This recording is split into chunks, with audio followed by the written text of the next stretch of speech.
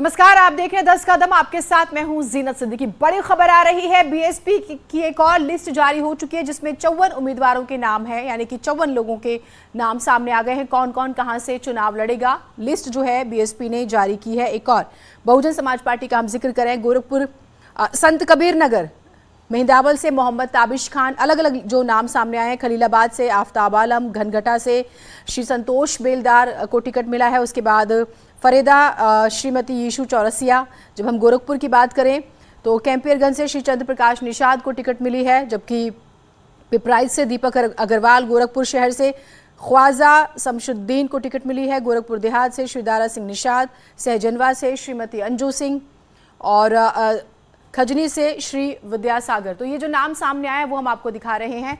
शबाब हमारे साथ, हमारे सहयोगी जुड़े हुए हैं। शबाब, इन सीटों को जो प्रत्याशियों के नाम सामने आए हैं, एक बार इसे एक्सप्लेन कीजिएगा। और देखिए, बहुजन समाज पार्टी की छठे चरण के मतदान से रिलेटेड जो कैंडिडेट हैं उनके नामों का उन्होंने ऐलान किया है।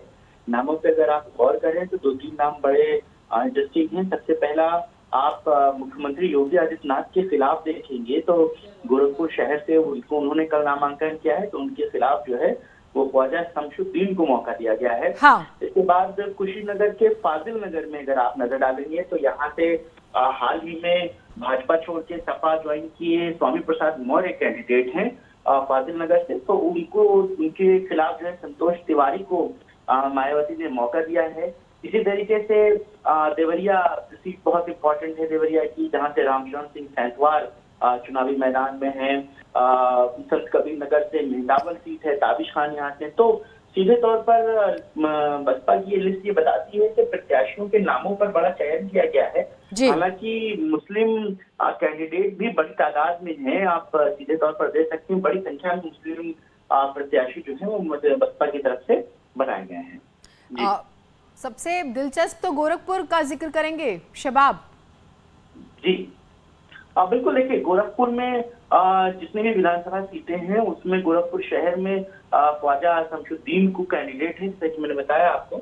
और मुख्यमंत्री ने कल अपना नामांकन किया है, तो प्रत्याशियों का चयन जो होता है बड़े नेताओं के खिलाफ बहुत इम्पोर्टेंट हो जाता है। तो ऐसे में देखना होगा कि ख्वाजा शमशुद्दीन क्या वहां पर किस तरीके से बसपा के लिए माहौल बना पाते हैं। और इसी तरीके से जो दूसरी वीआईपी सीट है, फाजिल नगर हो गई, कुशीनगर की या फिर देवरिया हो गई, ये सारी सीटें जो है वो बहुत महत्वपूर्ण है। मायावती के प्रत्याशियों के चयन पर जो है वो हमेशा से इस बात को कहा जाता रहा है जीनत कि प्रत्याशियों का जो चयन होता है वो बहुत स्मूथली किया जाता है। यहाँ पर बहुत ज्यादा झंझट नहीं होते हैं। प्रत्याशियों के चयन का फैसला मायावती खुद करती हैं और किसी भी तरीके के विरोध या किसी भी तरीके के जो है वो बगावत की गुंजाइश बसपा में नहीं होती। जिन प्रत्याशियों के नाम को फाइनल कर दिया गया, ग्राउंड पर जो भी कैडर है वो पूरी मदद करता है। इसी तरीके से लेकिन एक बात ये भी रहती है जीनत के पूरे प्रत्याशियों के नामों का ऐलान एक साथ नहीं किया जाता। इसमें भी कुछ नामों को छोड़ दिया गया है अभी, यानी कि अभी एक और अमेंडमेंट लिस्ट आएगी जिसमें बचे हुए कुछ प्रत्याशियों के नाम होंगे और उसके साथ ही साथ कुछ नामों पर बदलाव भी किया जाएगा। तो ये बसपा का अपना पैटर्न है। मायावती बहुत सूझबूझ के साथ प्रत्याशियों के नामों का ऐलान। आपने शबाब क्योंकि जिक्र किया, और जो सोशल इंजीनियरिंग मायावती की चर्चा में रहती है, जिससे वो पिछली बार सरकार भी बना पाई थी पहले जब सत्ता में थी, वो इस लिस्ट में भी नजर आ रही है।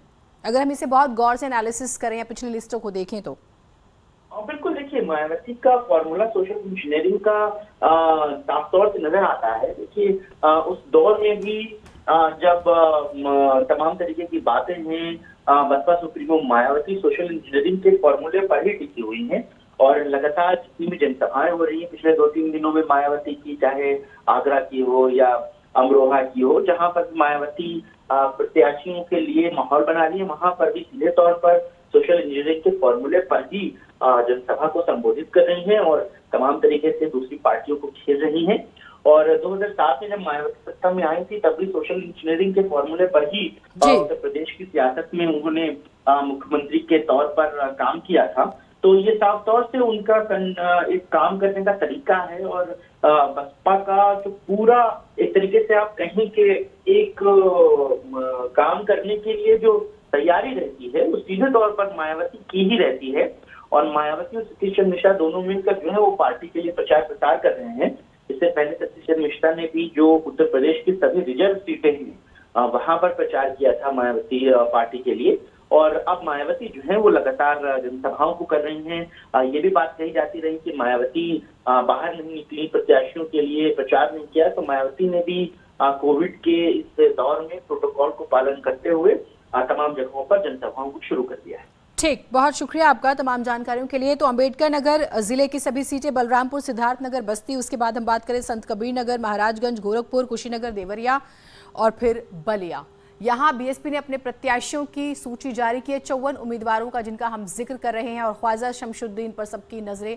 गोरखपुर शहर से इन्हें टिकट मिली है, और न सिर्फ मुस्लिम प्रत्याशी जो हैं बीएसपी ने टिकट दी है, बल्कि महिलाओं का हम जिक्र करें या हर वर्ग को लेने की साथ कोशिश की है इस लिस्ट के जरिए, जो लिस्ट सामने आई है। अब जैसे जैसे नाम सामने आए हैं इन पर भी विश्लेषण होगा, क्या गुणागणित जो है बीएसपी की तरफ से बिठाया गया वो भी हम आपको समझाएंगे।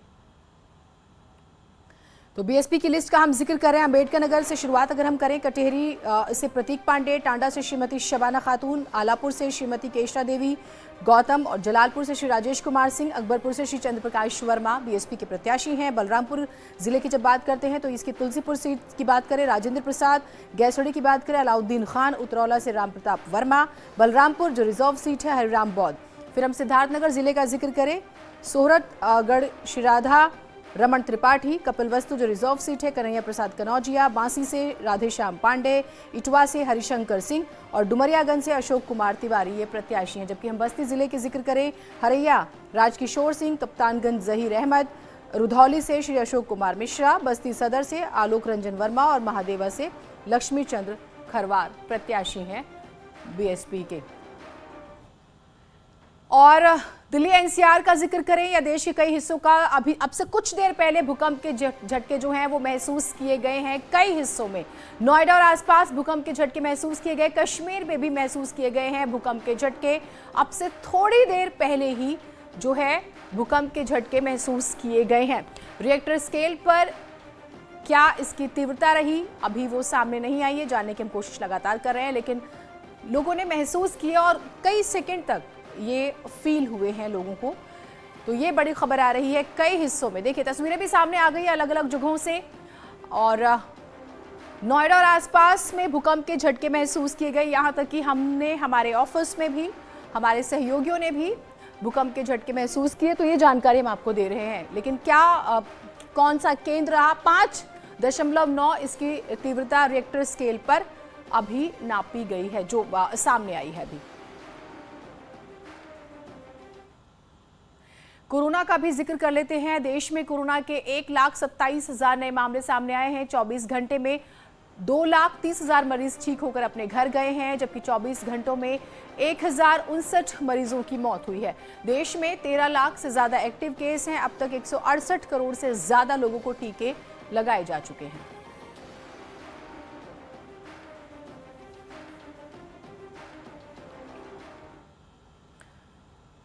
वेस्ट यूपी में पहले चरण में यानी 10 फरवरी को वोट डाले जाने हैं। यही वजह है कि बीजेपी के तमाम बड़े नेता वेस्ट यूपी के ताबड़तोड़ दौरे कर जाटलैंड को साधने की कोशिश कर रहे हैं। सीएम योगी आदित्यनाथ आज पूरे दिन एक्शन में रहने वाले हैं। सबसे पहले सीएम गोरखपुर के मोहद्दीपुर में डोर टू डोर प्रचार करेंगे, सिख समाज के साथ बैठक करेंगे। सुबह 11 बजे के बाद सीएम योगी शामली आने वाले हैं और फिर जनसभा को यहां संबोधित करेंगे। शामली के बाद सीएम दोपहर 2 बजे के आसपास मुजफ्फरनगर पहुंचेंगे और पार्टी उम्मीदवारों के पक्ष में जनसभा करेंगे।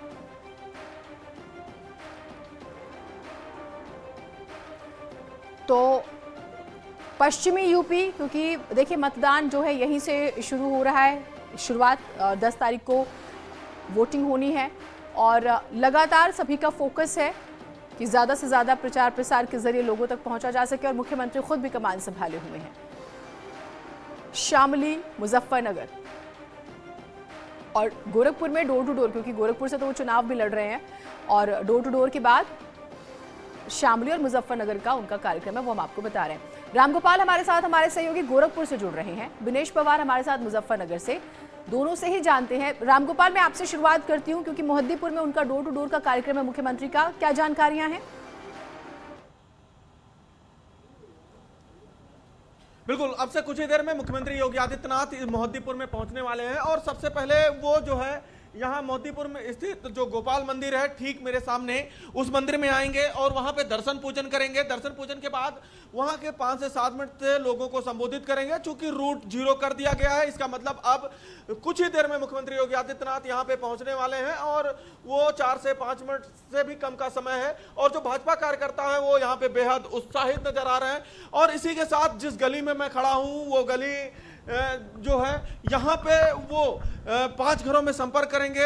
हमारे साथ हैं गुरुद्वारा सचिव मनमोहन जी, इनके घर भी जाएंगे। आ रहे हैं सर? जी सर, जी सर। कितना उत्साह है? हमारे अंदर इतना उत्साह है कि उसका हम जबान से व्याख्यान नहीं कर पा रहे हैं कि आज हमारे परम पूज्य योगी आदित्यनाथ महाराज जी के चरण हमारे गृह में पड़ेंगे। गृह में पड़ेंगे तो जो लोग हैं वो खुश हैं और इसी गली में मुख्यमंत्री जो है लोगों से मुलाकात करेंगे। लेकिन उसके पहले जो है वो गोपाल मंदिर आएंगे और गोपाल मंदिर मैं आपको उधर की तरफ ले चलूं जहां पे अभी मुख्यमंत्री का काफिला आने वाला है। जो भाजपा कार्यकर्ता अभी तक नारे लगा रहे थे और बिल्कुल उत्साहित थे, अब वो मुख्यमंत्री चूंकि आना है तो वो वहां पे शांति से खड़े हुए हैं और उनके आने का इंतजार कर रहे हैं। बस कुछ ही पलों में मुख्यमंत्री योगी आदित्यनाथ आ जाएंगे। और जो गोपाल मंदिर है, गोपाल मंदिर के गेट पे इस वक्त खुद जो सांसद है रवि किशन वो भी आ चुके हैं उनके स्वागत के लिए। ठीक, तस्वीरें हम दिखाएंगे जैसे मुख्यमंत्री पहुंचेंगे। सांसद भी तैयार हैं, जनता भी तैयार है और मुजफ्फरनगर का भी कार्यक्रम है। बिनेश, मुजफ्फरनगर कितना तैयार है?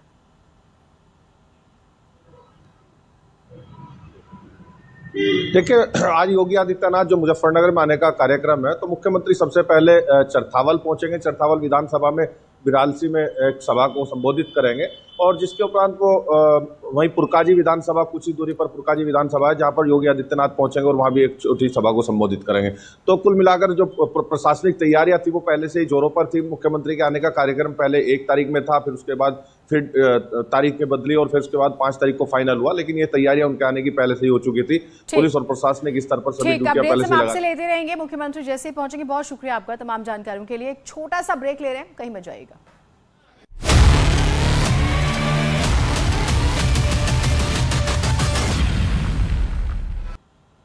तो तस्वीरें आपको दिखा रहे हैं मुख्यमंत्री योगी आदित्यनाथ को, आप देख रहे हैं पूजा करते हुए। और क्योंकि आज गोरखपुर में उनका डोर टू डोर का कार्यक्रम है और उसके बाद वो वेस्टर्न यूपी भी आएंगे प्रचार प्रसार के लिए।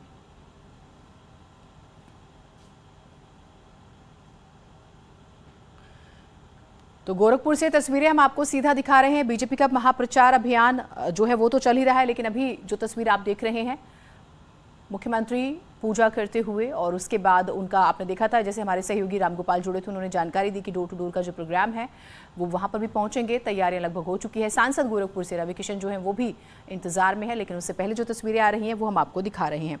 कल ही मुख्यमंत्री ने नामांकन दाखिल किया और उनके साथ गृहमंत्री अमित शाह थे और दावा बीजेपी की प्रचंड जीत का, 300 के पार जो है बीजेपी इस बार भी अपनी सीटें दोहराएगी, ये उन्होंने जिक्र किया।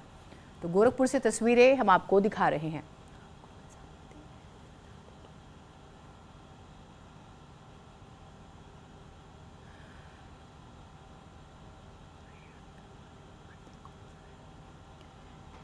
तो गोरखपुर, यूं तो गोरखपुर शहर से मुख्यमंत्री ने नामांकन दाखिल किया, पूजा उन्होंने अपनी संपन्न की है और अब डोर टू डोर प्रचार जो है इसके लिए वो निकल रहे हैं। तैयारियां पूरी हो चुकी हैं और उसके बाद मुजफ्फरनगर का भी उनका कार्यक्रम है। जिस तरह से लगातार हम आपको जानकारी दे रहे हैं, वेस्टर्न यूपी वो आएंगे, लेकिन उससे पहले ये बेहद ही महत्वपूर्ण तस्वीरें हम आपको दिखा रहे हैं। छठे चरण में यहाँ पर मतदान होना है और क्योंकि प्रत्याशी हैं मुख्यमंत्री तो लगातार उत्साह जो है यहाँ के लोगों में भी बना हुआ है। तस्वीरें देखिए, इंतजार में लोग, और अगर मुख्यमंत्री संबोधित करते हैं लोगों को तो वो भी हम आपको सुनाएंगे, लेकिन लोगों की भीड़ के जरिए आप उत्साह को समझ सकते हैं। Gorakhpur is equal to Yogi Adityanath, ये भी कहा जाता है। और कल अमित शाह ने गोरखपुर के नाम का असली मतलब भी जनता को बताया था। उन्होंने कहा था, जी से गंगा एक्सप्रेसवे, ओ से ऑर्गेनिक कृषि, आर से रोड, ए से एम्स, खाद का कारखाना, पीयू से पूर्वांचल एक्सप्रेसवे और आर से रीजनल मेडिकल रिसर्च सेंटर। इसके जरिए दरअसल डेवलपमेंट जो है जिसके जरिए बीजेपी आगे मैदान में आ रही है वो बताने की कोशिश जो है वो हुई थी। तो गोरखपुर का भी बाकायदा उसको डिफाइन किया गया, डेफिनेशन के जरिए उसकी परिभाषा गृह मंत्री ने रखी। और गोरखपुर में आप ये जानिए कि बीजेपी का दबदबा रहा है, जिस सीट का हम जिक्र कर रहे हैं वहां पर भी रहा है। मुख्यमंत्री ने नामांकन दाखिल किया और क्योंकि स्टार प्रचारक जब आप होते हैं अपनी पार्टी के तो यकीनन आपको बाकी क्षेत्र में भी प्रचार प्रसार करना होता है, इस लिहाज से भी इस सीट को चुना गया है। एक छोटा सा ब्रेक ले रहे हैं, कहीं मत जाइएगा।